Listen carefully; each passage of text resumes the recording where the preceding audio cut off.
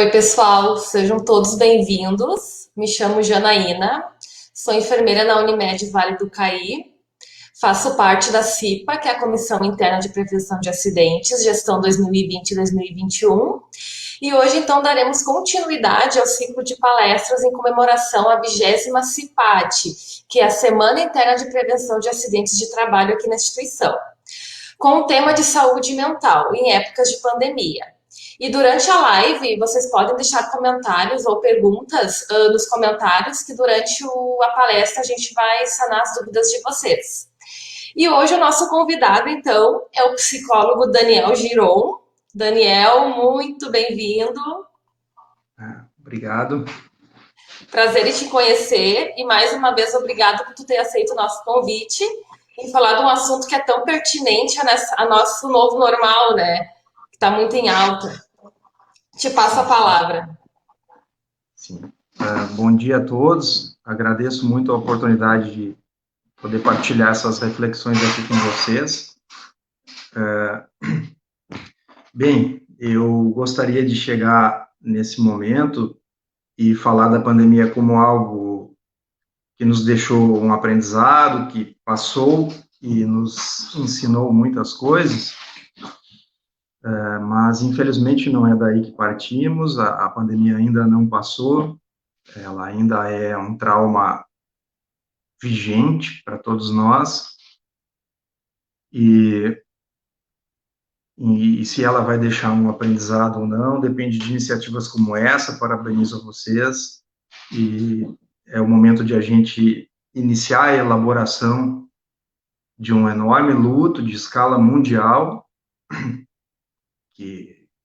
que nos aflige a todos, né, essa pandemia, e é daí que partimos, assim.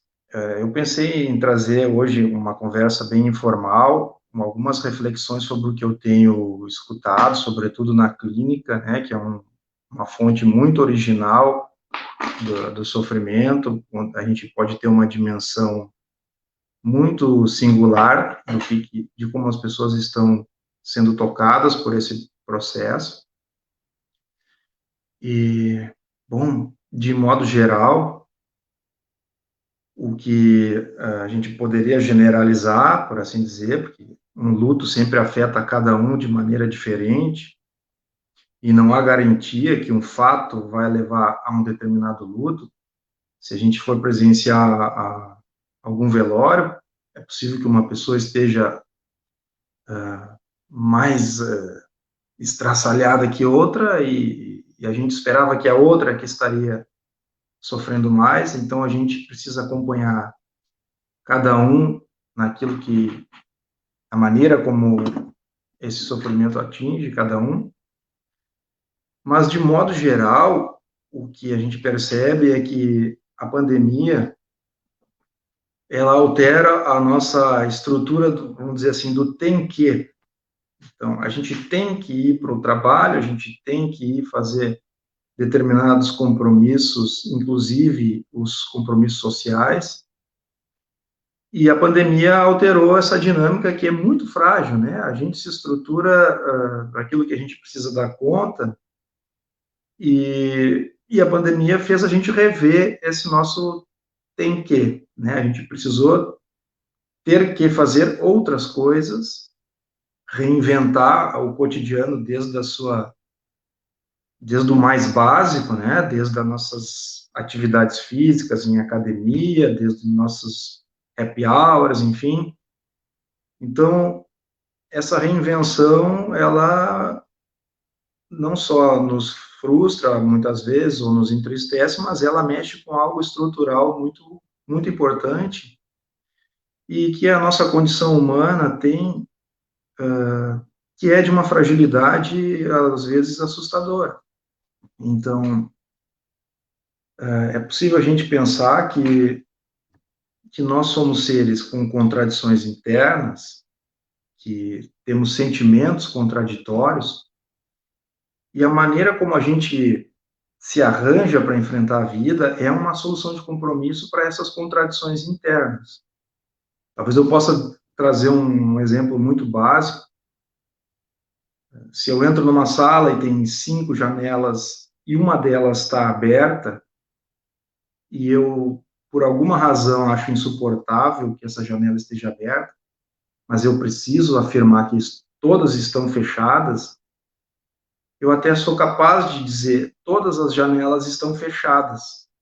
No entanto, o meu corpo vai fazer algo com essa contradição. Quando eu digo todas as janelas estão fechadas, o meu braço pode abrir, os meus olhos podem fechar. Esse elemento, esse significante, né, fechar, abrir, o corpo também capta de alguma maneira e denuncia uma contradição.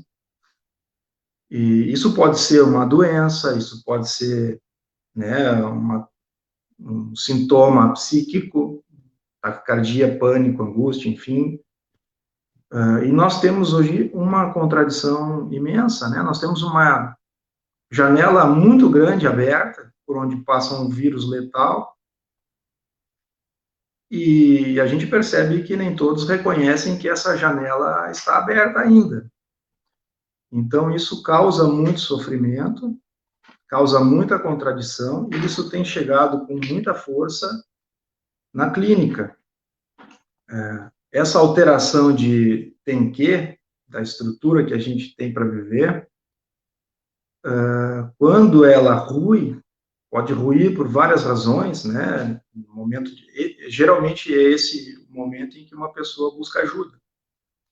E nós temos percebido na clínica que as pessoas estão buscando bastante. Que bom, esse é uma boa saída, né? Buscar ajuda no momento de crise sempre é uma saída saudável. E eu posso falar um pouco da experiência que tenho na saúde mental no SUS. Eu sou trabalhador de um CAPS, um Centro de Atenção Psicossocial, e também tenho uma clínica particular. Então, quase que... só um minuto. Essas experiências aparentemente distintas, né, do Centro de Atenção Psicossocial ou da clínica privada, elas são interessantes para pensar que, por exemplo, no SUS, muitos dos atendimentos são realizados na modalidade acompanhamento terapêutico, muitas vezes indo a domicílio, na casa dos pacientes.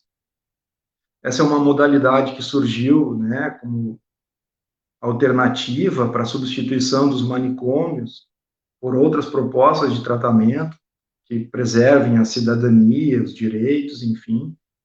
E os centros de atenção psicossocial são esses serviços substitutivos à lógica manicomial. Então, a gente vai até a casa do usuário, faz um atendimento de uma proximidade muito grande, né? O nosso corpo se dirige até onde está o paciente. E ali tem uma cena cotidiana que se faz muito presente e interfere na clínica. E isso a gente tem percebido agora com os atendimentos por chamada de vídeo, que é como se nós também estivéssemos visitando as pessoas em seu domicílio. Isso traz uma outra cena, né? Uma cena diferente que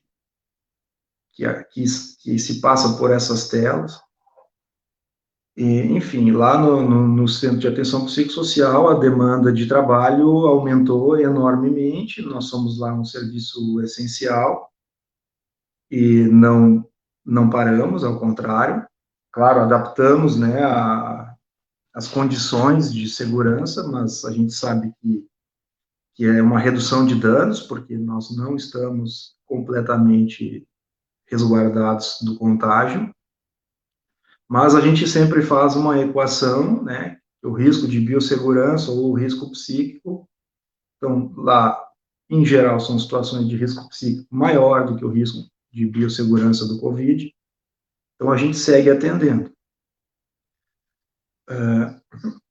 Por que eu trago essas duas situações? É porque talvez a pandemia tenha posto à prova a nossa capacidade de produzir encontros terapêuticos, mas não só, né? Encontros que possam valer como experiência, encontros humanos. E esse é o desafio de cada família, o desafio de cada amigo, né? De poder preservar os laços e a saúde. E, e acho que essa era uma reflexão que era necessária ser feita, né? De qual é a qualidade dos encontros que nós já vínhamos desempenhando.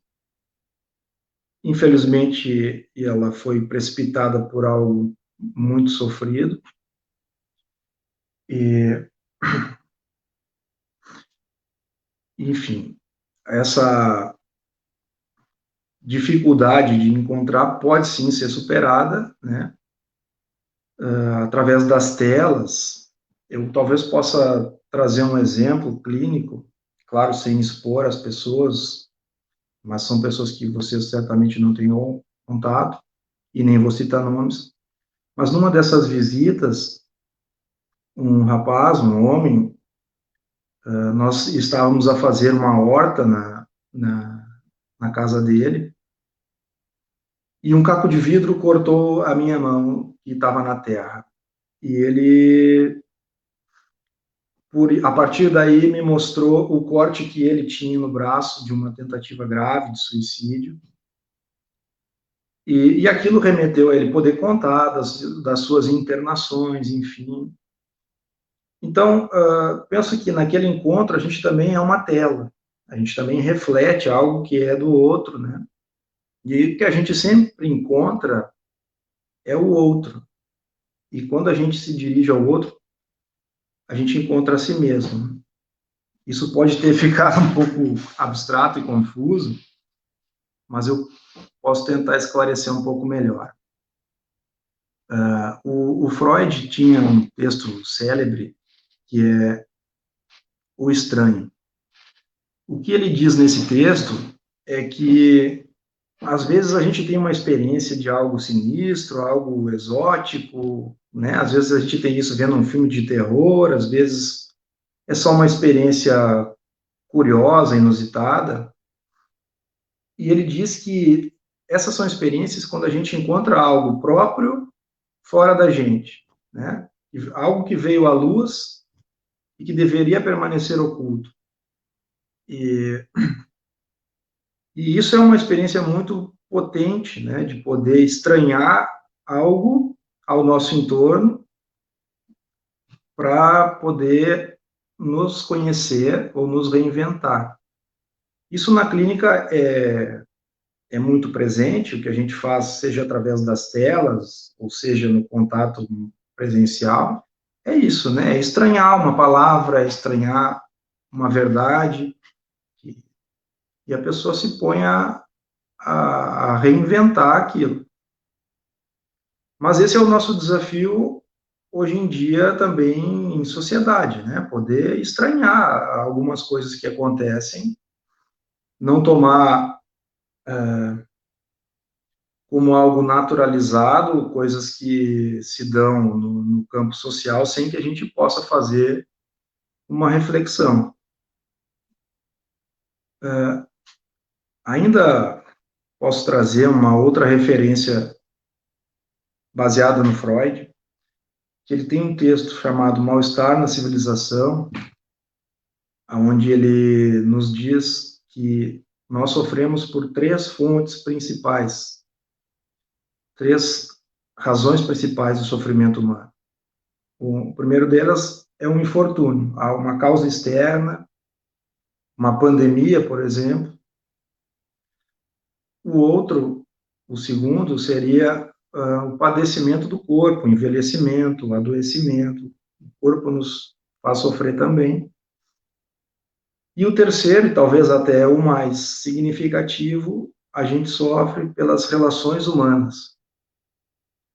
E todos sabem disso nas suas relações íntimas, né? Temos sempre desafios, mas também no campo do pacto coletivo, do pacto social, nós temos enfrentado muito sofrimento, principalmente pela impossibilidade de estabelecer um pacto social para aquilo que seria bom e melhor para todos. Nesse texto, ele diz que há um mal-estar inevitável. Ele chama o texto de mal-estar na civilização, porque aquilo que o indivíduo deseja não coincide com o que ele é, com o que é possível encontrar na sociedade. A gente sempre deseja algo mais. A gente está vivo, por isso desejante, e fazer um pacto social é, em grande medida, suportar uma frustração de que nem tudo é como desejamos. E acho que isso é algo muito presente, né, nesse momento de pandemia, e a maneira como cada um lida com as frustrações tem sido muito decisivo, né? A pandemia tem sido é algo que importa, que torna evidente o quanto o outro importa. Não se trata de não ser contagiado apenas, não se trata apenas de cuidar de si mesmo, ainda que isso seja a primeira coisa, né, muito importante. Mas se trata de não transmitir algo letal para o outro. Então, todos nós nos colocamos numa posição muito complexa e muito perigosa de que nós podemos matar. Podemos ser assintomáticos e entrar em contato, numa banalidade, com alguém, e é uma roleta russa. Alguém que vai ter contato com uma pessoa mais vulnerável pode levar à morte. E isso é uma daquelas janelas abertas quase insuportável de pensar, né? A gente pensar que podemos ser protagonistas de muitas mortes é algo muito difícil de reconhecer. É algo que não é espontâneo, não é tranquilo, é preciso de um exercício muito franco, uma autocrítica muito rigorosa, e, e não sei se, enquanto coletividade, podemos contar com isso, né? Porque a gente observa que, infelizmente, a gente tem lidado mal com essas frustrações, essas renúncias que cada um precisa fazer.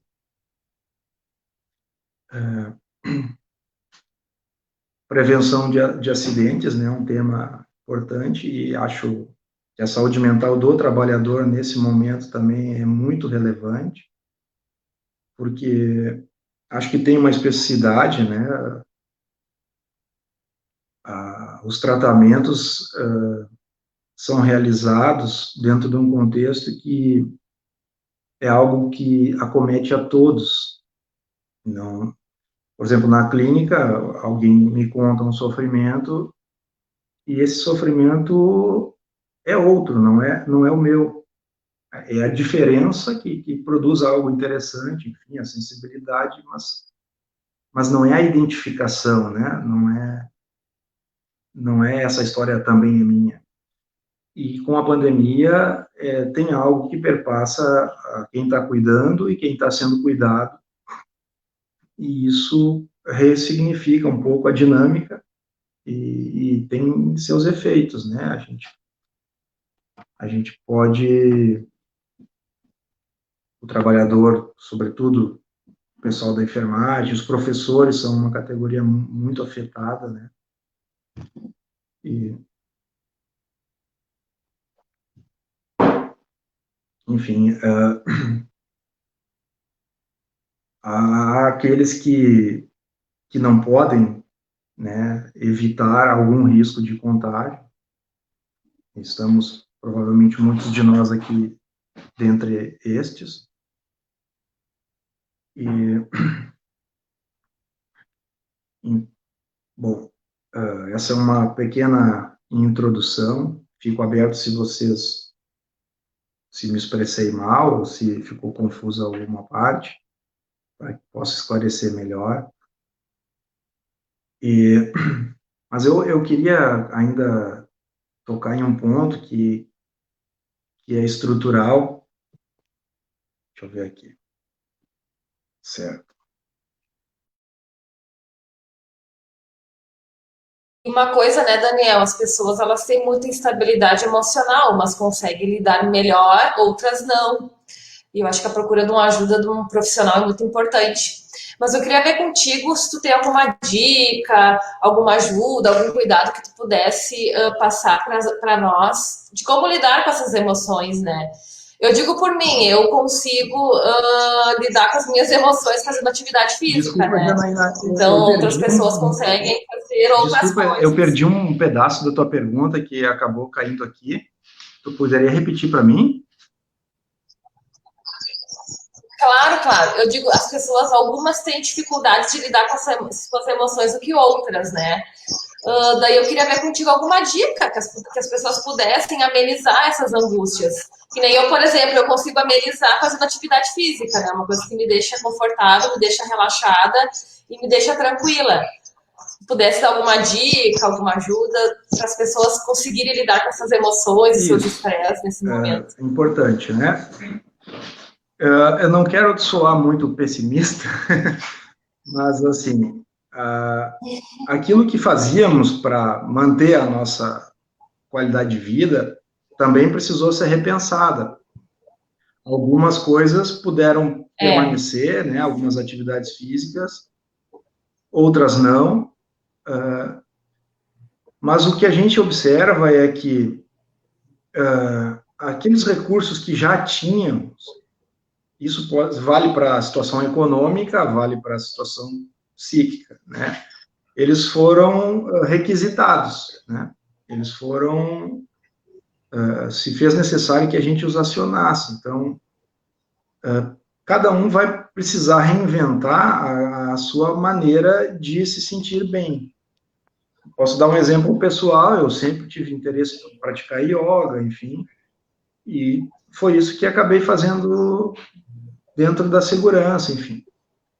Cuidar das plantas, né? São coisas assim que estão ao nosso lado, que eu falava antes de poder estranhar a cena cotidiana, também tem a ver com a gente exercitar o nosso olhar, às vezes até para a nossa casa, que antes de estabelecer um cronograma de atividades nessa lógica de que a gente não pode parar, né? Porque essa é a lógica do nosso sistema, né? É tão estranho pensar que nós temos um sistema que não pode parar, nem por alguns meses. E nós também, né? A gente não pode parar, então a gente já refaz o nosso cronograma de atividade física, disso e daquilo. E talvez antes disso a gente precisa fazer um exercício anterior, assim, antes de fazer um cronograma de atividades, a gente talvez precise observar a nossa vida, a nossa cena mais íntima, né? E a partir dessa observação poder ver possibilidades, né? Se eu não vou poder fazer esteira na academia, é possível que fechem novamente, né? Agora as academias, enfim, a gente não sim. sabe. Então, o que eu posso fazer, né? Agora, eu sempre acho que uma boa escolha para realizar uma atividade física ou uma atividade de qualidade de vida, ela tem que ter um elemento de autocuidado presente, porque é possível a gente fazer uma atividade física destrutivamente. É possível a gente fazer muitas coisas que nos dão prazer, mas que não dizem respeito ao cuidado pessoal. E acho que esse é um momento que exige muito cuidado. Esse é um momento que exige que, é, que a gente possa ficar atento, assim. Se for fazer uma dica, vou a partir de um depoimento pessoal, né? Assim, aqui em casa a gente tem cuidado muito das plantas. Acho que elas, isso de poder cuidar de algo muito delicado, de ver o crescimento muito lento, eu acho que isso tem um efeito psicológico muito importante. E isso, eu uso o exemplo das plantas, mas pode ser qualquer outra coisa, né? Desde que preserve um elemento de cuidado. E de cuidado com a saúde, né? Saúde psíquica a gente pode fazer um cuidado com a saúde física dentro dessa perspectiva. E eu acho também que não se apegar a notícias ruins, né? As pessoas parece que elas querem procurar notícias ruins, ficar se atualizando com a situação, mas às vezes ficar meio em off também ajuda, né? Isso, a gente precisa estabelecer o limite do quanto a O gente suporta, equilíbrio. né? Porque não se trata de fazer uma apologia do caos, né? Exato. De, mas a fronteira entre a negação e o desespero foi, né? Então, eu diria que entre o excesso de preocupação e a negação, eu acho um sintoma menos mortal o excesso de preocupação. É verdade. A negação eu acho mais perigosa. Mas isso não significa que a gente tenha que transformar isso numa obsessão, né? De ficar, como disse, né, na apologia do caos, como se fosse terra arrasada.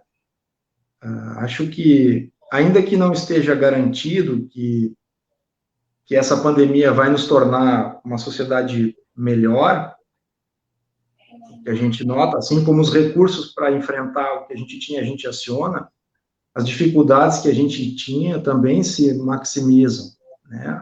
Se a gente tinha uma dificuldade, por exemplo, conjugal, ficar em casa o tempo todo, isso pode ficar pior. Se a gente não conseguia ficar sozinho, a exigência de ficar em isolamento pode ser insuportável. Assim como no campo social, os mais vulneráveis são os que mais são afetados, os que mais morrem, né? Exato. Então, a gente não tem essa garantia de que a pandemia veio nos trazer uma lição, mas a gente pode tentar produzir um aprendizado, né? A gente pode tentar fazer dela uma crise que nos faça rever aquilo que a gente havia naturalizado e que não é aceitável. Eu vou ler um comentário que apareceu ali durante a live. Parabéns, Unimed, pela iniciativa de compartilhar este momento com o público em geral, das aprendizagens que a pandemia já nos trouxe. Certamente a importância de atentarmos mais para o cuidado com a saúde mental está entre os principais. Os profissionais da psicologia estão sendo cada vez mais procurados neste momento, e o número cada vez maior de pessoas descobre assim o quanto é transformador na nossa vida viver esta experiência da terapia. Muito, muito legal, Daniela Lopes. Obrigada pelo comentário. Daqui a pouco as pessoas já tinham uma certa instabilidade emocional e na pandemia ela se tornou mais evidente, né? E a procura por ajuda, então, acabou sendo mais rotineira. Mas com certeza, vocês têm um papel importantíssimo nessa caminhada. Obrigado pelo comentário. Isso é claro que pode se especializar numa clínica, né, num pedido de uma terapia, mas isso também é algo do cotidiano, né, a gente poder converter essas iniciativas em algo cultural, né, a gente poder pensar no outro, né, poder se solidarizar com algo que nos afeta a todos e que estamos enfrentando juntos, né. E se fala muito Acho que em empatia, né? A palavra que a gente ouviu muito nessa pandemia é a empatia, né? Que é uma palavra bonita, mas tem que ser exercida como ela realmente significa, né? Isso, e é um desafio, né, porque a gente também, talvez uma das maiores dificuldades do nosso tempo seja reconhecer as antipatias, mas Exato. de uma maneira saudável, né? Talvez seja mais importante a gente saber o que dizer sobre o ódio do que sobre o amor, né? Talvez a gente precise encontrar uma narrativa para conviver com as diferenças de opinião, enfim. Porque o pacto social é isso, é a gente suportar que nem tudo é como a gente quer. E então, claro, para bem da empatia, a gente também precisa dar lugar para antipatias, Claro. para aqueles momentos em que o outro é muito incômodo, né? E como, apesar dos incômodos e das diferenças, enquanto sociedade, podemos propor algo mais justo, bom para todos, né? Eu acho que isso entra num assunto que é das escolas, que agora pararam, né? Porque a escola talvez seja o lugar que é com todos, né? E a gente precisa pensar em todos. E isso não é espontâneo, isso exige um trabalho enorme por parte dos professores. E isso, basta a gente observar uma pracinha, as crianças jogando futebol, se não tiver alguém auxiliando, o que vai acontecer é que alguns ficam de fora, né? Nem todos podem jogar. E, e dentro das escolas, esses processos de exclusão são minimizados pelo trabalho dos professores, né? E Exato. isso faz a gente pensar que talvez agora o nosso mundo seja uma escola enorme. E quem é que trabalha para aqueles mais frágeis possam estar contemplados, né? Outro dia eu ouvi alguém dizer, a gente esperava que a pandemia fosse um horror e não foi nada disso.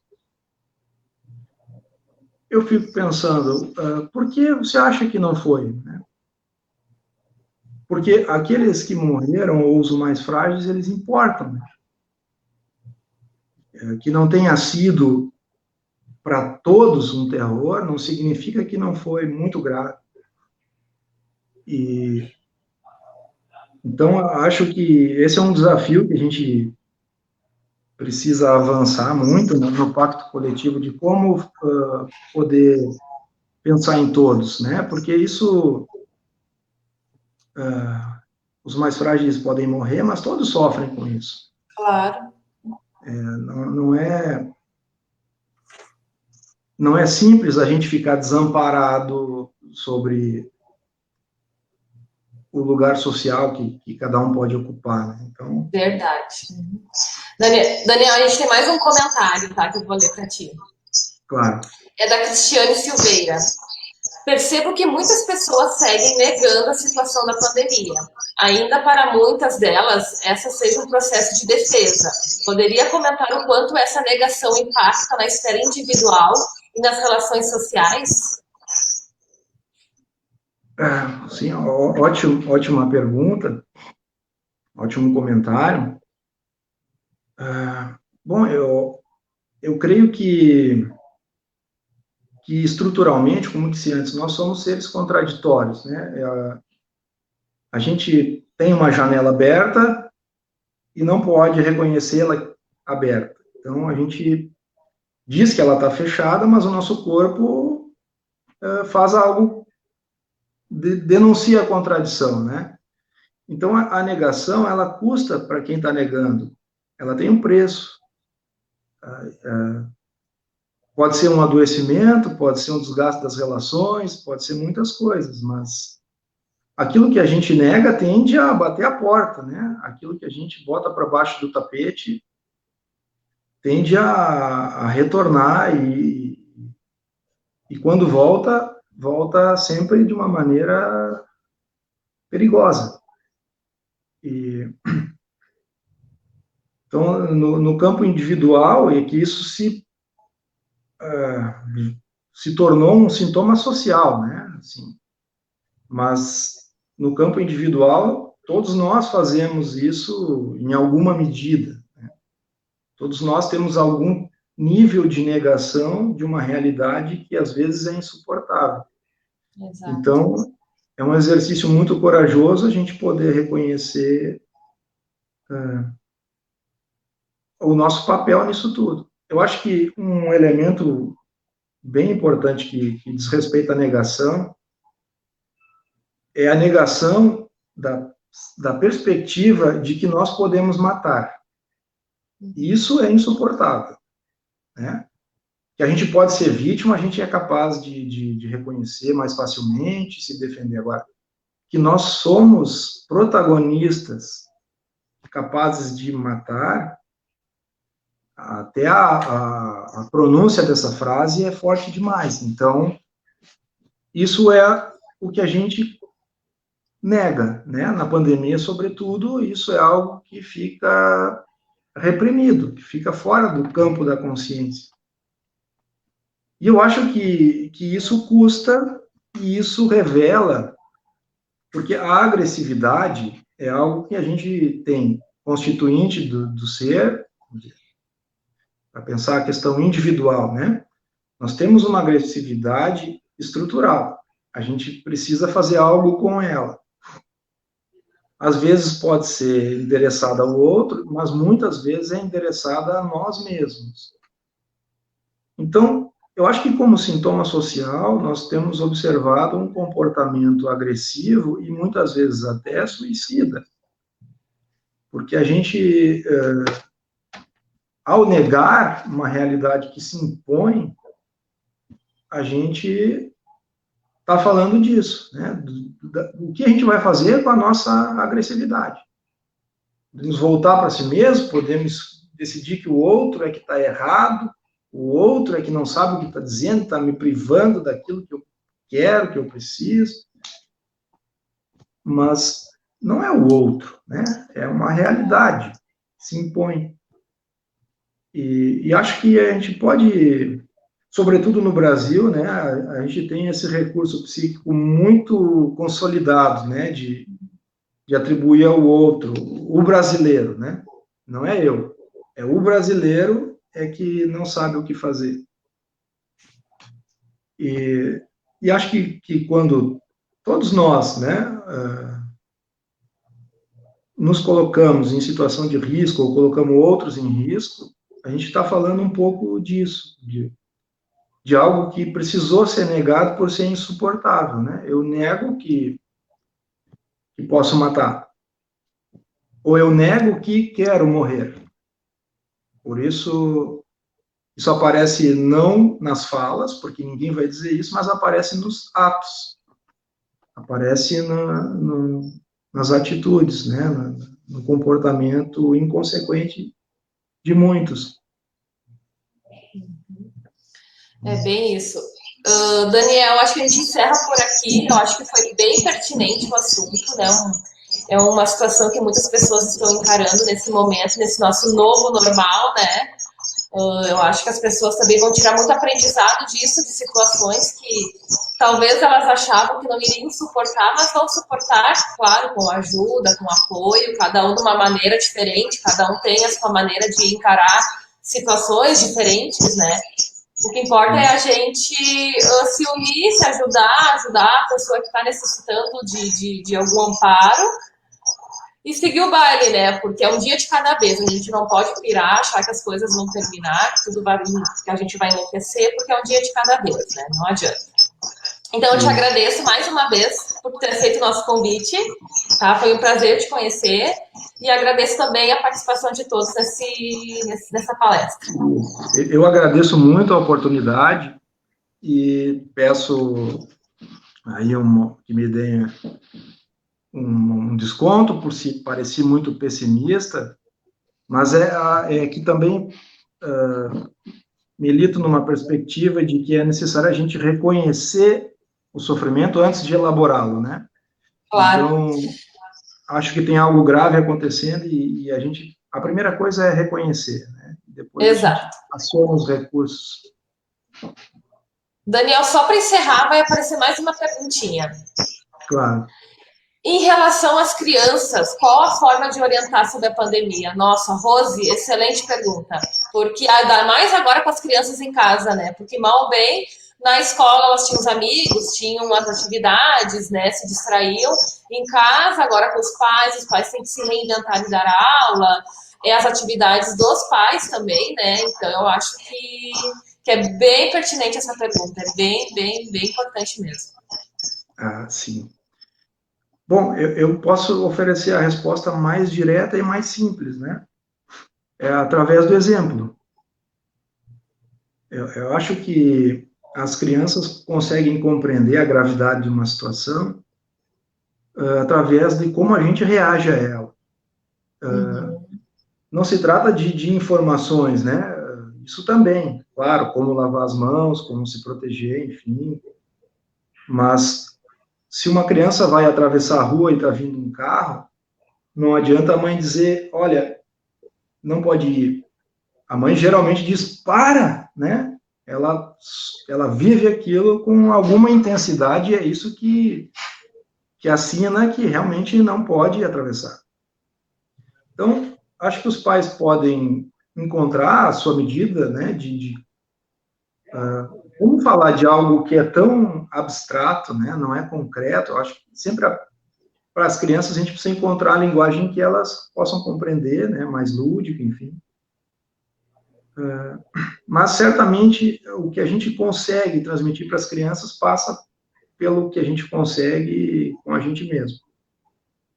Então, não tem uma receita pronta. Acho que a única receita que não deve ser aplicada é tentar transmitir algo que a gente não dá conta e não cumpre, né? Então, É verdade. Então tá, Daniel, muito obrigada, sucesso para ti, parabéns pela palestra, foi super interessante. A nossa audiência foi bem boa também, obrigada a todos que participaram. Grande abraço. obrigado a todos. Um abraço.